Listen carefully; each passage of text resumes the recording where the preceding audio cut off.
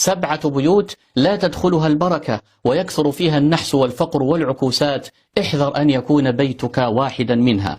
وأول بيت من هذه البيوت ال7 هو بيت ترتكب فيه ذنوب ومعاصي متخصصة في محق البركة وقطع الأرزاق. الذنب الأول هو التصبح بالأغاني واللهو الصاخب. الذنب الثاني الزنا والنظرة المحرمة.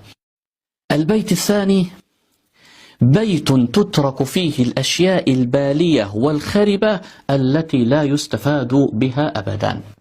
البيت الثالث بيت يكثر فيه سب الدين. البيت الرابع بيت تترك فيه الأواني والأبواب مفتوحة بالليل وخصوصا باب المطبخ والحمام.